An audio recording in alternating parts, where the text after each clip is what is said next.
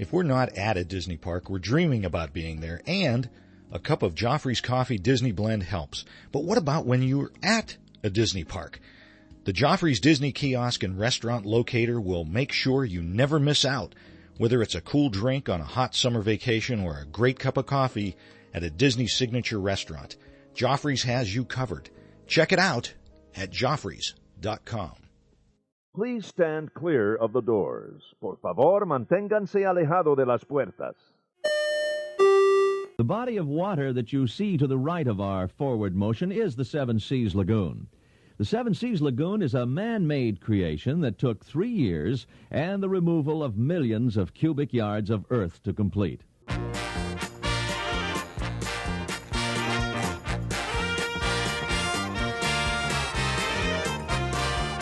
Hey everyone, thanks for joining us. I'm Tim Scott. This is the gateway to the magic, ResortLoop.com.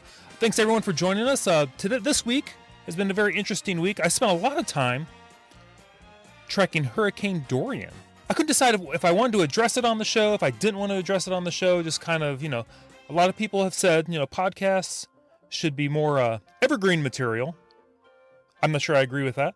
I think that sometimes topical news, topical events are very good to talk about, but the problem with podcasts are you can talk about it, but people might not listen to it until after the event is over or whatever you're talking about is over.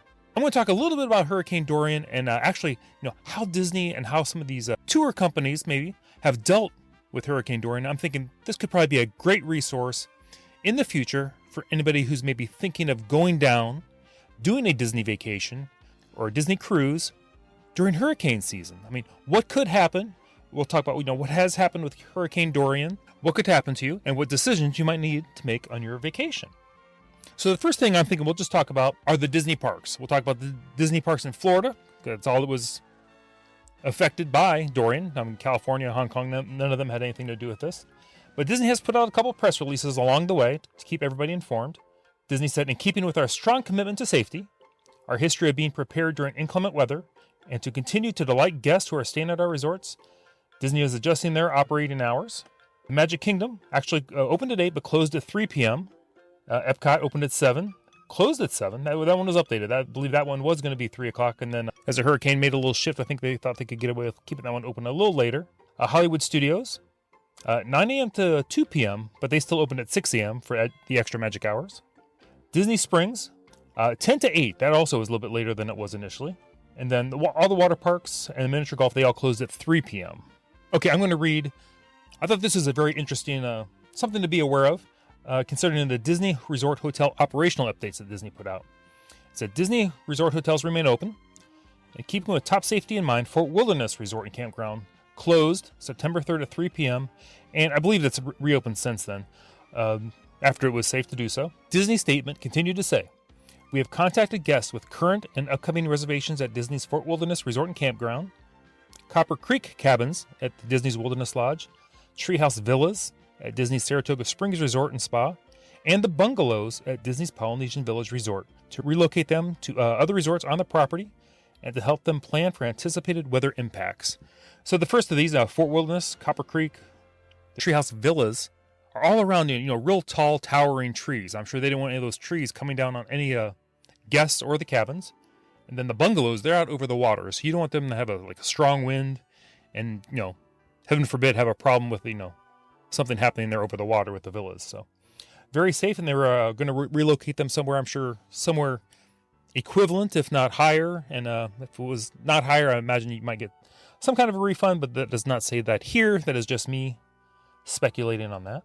Also, during Dorian, they closed the Disney After Hours event at the Animal Kingdom. That was canceled. If you pre-purchased the event tickets for the date, you were able to exchange them for tickets to another option. You could attend another Disney After Hours event this year. Tickets to a not-so-scary party or a very Merry Christmas party. You could even get a one-day flexible date ticket with a park hopper option. And that could be used any day prior to December 31st of next year, 2020. Or you could receive a full refund for your ticket if you had a ticket for the Disney After Hours event at the Magic Kingdom that day. Or, I'm sorry, at the Animal Kingdom that day.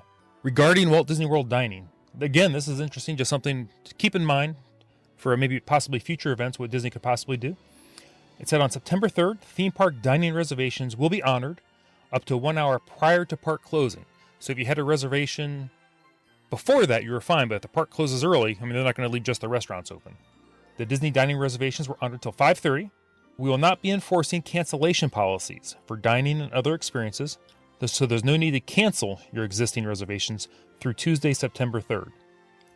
Prepaid dining and other experiences outside of the modified operating hours for 3rd will be automatically canceled and refunded.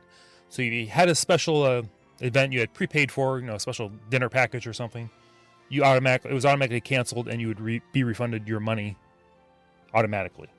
So that's good to know that Disney is taking care of some of the things for you during this hurricane. Make it easier for the guests so they don't have to worry about all the other stuff. You just have to worry about maybe being safe and how you're going to want to deal with this. So I just want to talk a little bit about, if you flew down to Disney, if you drove down to Disney or are thinking about driving down right during a hurricane event, a couple things you need to consider.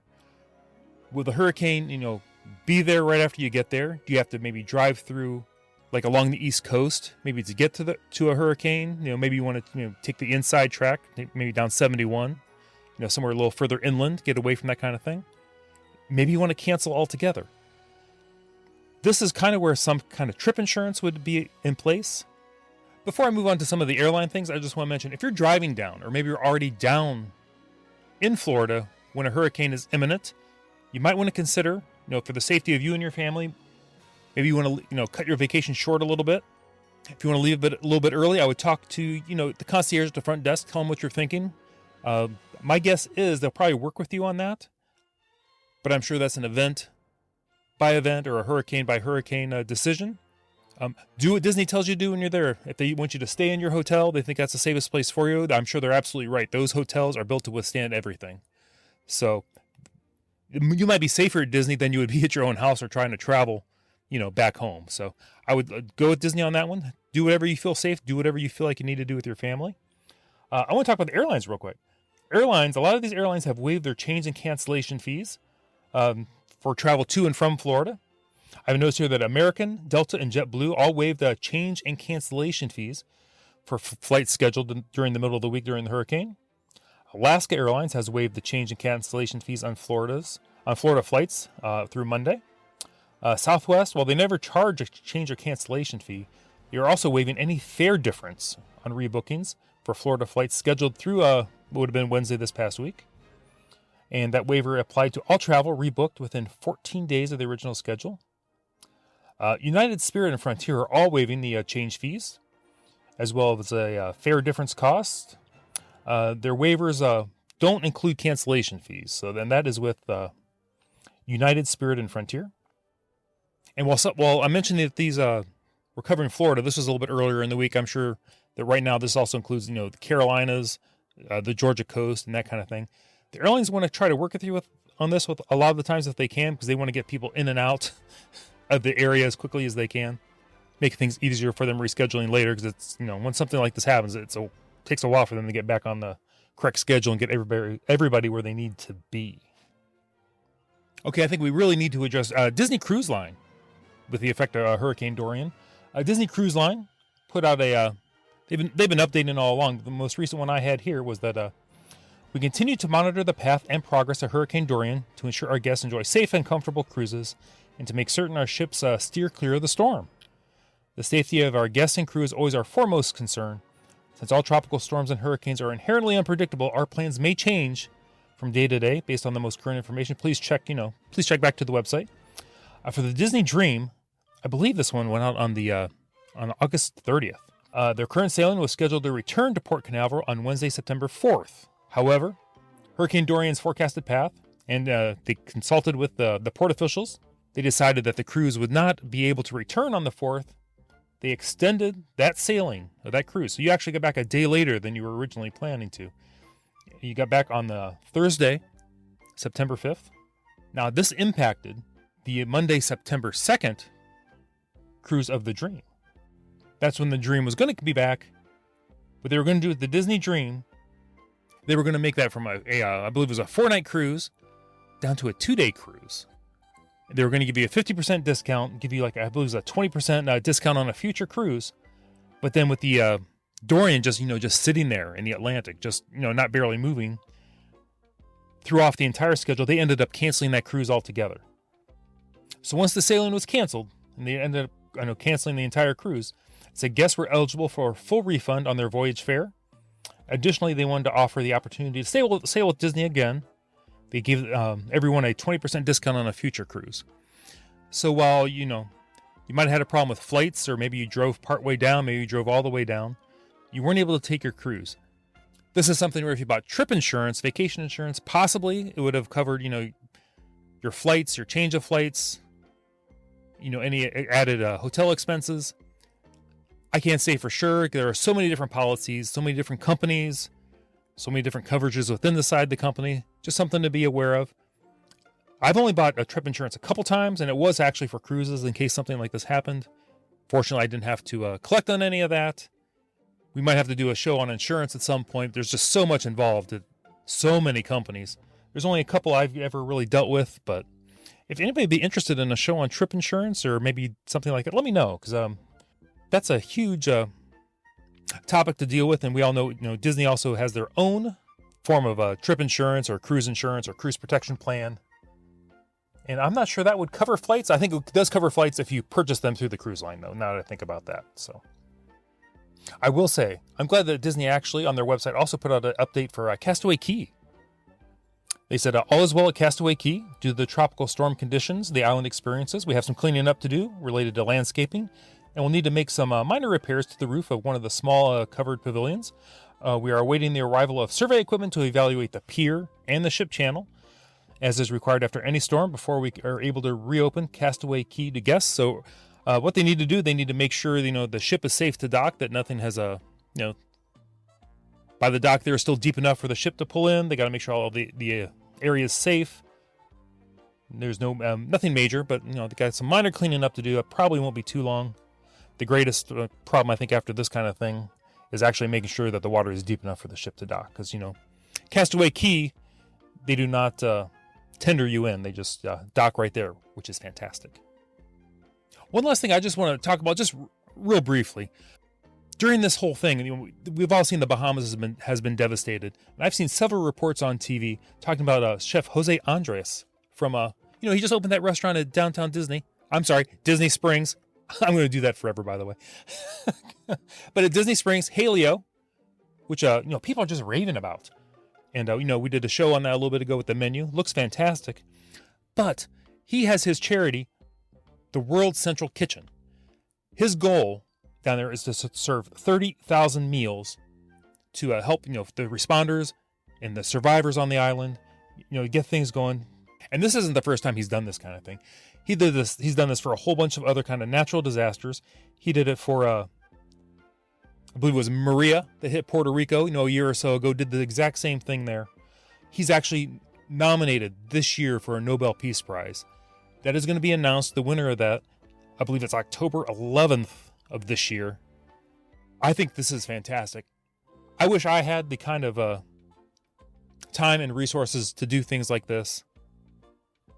It's so important after disasters like this to have people like this, or just, everybody help the people affected. He has actually, through his association, his group there, the World Central Kitchen, he's actually hired boats, helicopters, seaplanes to help ferry food to the island so they can prepare it to serve meals. And he's talked about, he's not trying to make gourmet food here. He's trying to make, hearty, quick meals that he can make lots of, feed lots of people. Lots of things like, they give a description of like ham and cheese sandwiches and things like that. Because, once he feeds these people, it could be days before, they're able to get some more meals or some more supplies on the island. Fantastic guy, fantastic charity. I love the idea of the World Central Kitchen. Here's a couple quick clips of Chef Andrés talking about what he's going to be doing or has been doing, helping the people of the Bahamas get back on their feet after Hurricane Dorian. We are here at the distribution center of Atlantis, and right here we are putting together all the things that we're going to be needing. Obviously, World Central Kitchen, mainly we do feeding and water, but Atlantis is helping with many other needs that those two islands in the north are going to be waiting for us to deliver. So we'll keep reporting more, but again, follow us and wait for tomorrow. Hopefully we can be in Abaco and we can start very soon feeding anybody that is in need of a plate of hot food. Bye, guys. Thank you, Chef. So here we are again with our legendary line of sandwiches that are very simple. Good hearty bread, good ham, good cheese, a lot of mayo, ketchup, and we love to bring those with a piece of fruit and then hot plate. And in the same delivery, it's like we are bringing 2 meals in one without waiting any time on delivery. So we are start making this here in Nassau. We're using the kitchens of Atlantis, and it's amazing because we had many young people of Bahamas that they wanted to be supporting us with some local partners. And we have also some guests of the hotel who, believe it or not, they've been coming, very young hotels guests, and they decided not to be playing, not to be on the pool. Even is raining, you can be in the pool and windy, and here they are. I tell you, not only chefs to Chef Andres, but also to the Atlantis Resort for giving them a place to set up things so they could help the people on the other islands of the Bahamas. Severe props. That is awesome. And how about that? People staying at the hotel are volunteering their time to help him and his organization create these meals. I think that's fantastic. I love this. So I hope this wasn't too all over the place, but I just thought I wanted to have a place where people could come back for other hurricanes, other events like this, just to kind of hear like what's happened. What can we maybe expect if we go down, or maybe we're just planning on taking a cruise or taking a Walt Disney vacation during hurricane season. This could happen, that could happen. This is maybe how they dealt with it. If you have any additional information you think would help people, email me at tim@resortloop.com. I'll add it to this post. Maybe we can just feel free to go to this post over on the website, resortloop.com. Feel free to add your comments right there, right down the line. Maybe we can make this a little resource for anybody who's maybe experienced this or, this time, and maybe help people who are thinking of going down maybe during one of these events in the future. Anyway, I'm going to wrap this up here. I know the hurricane's not over yet. Thoughts, prayers to everyone in the way of this hurricane. Be smart, be safe, stay on your toes. Oh, by the way, I'm a big fan of radio. In events like these, you make sure you have some kind of radio that runs on batteries. Not just a cell phone, because if those towers go down, but you should be able to get like a good AM or FM signal just to find out information. Anyway, Tim Scott, Facebook, Twitter, the website, resortloop.com. Thinking of booking a trip during hurricane season or any season, look us up over there at resortlooptravel.com. Everybody, you've been listening to The Gateway to the Magic. Everybody stay safe. See you, everybody.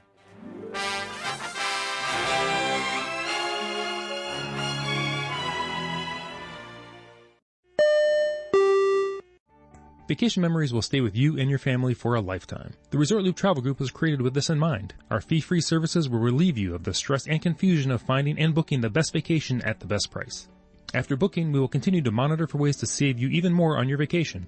We will check for any upcoming packages and discounts to save you as many vacation dollars as possible. Resort Loop Travel Group, gateway to your magical vacation memories. Get a quote, or for more information, visit resortlooptravelgroup.com.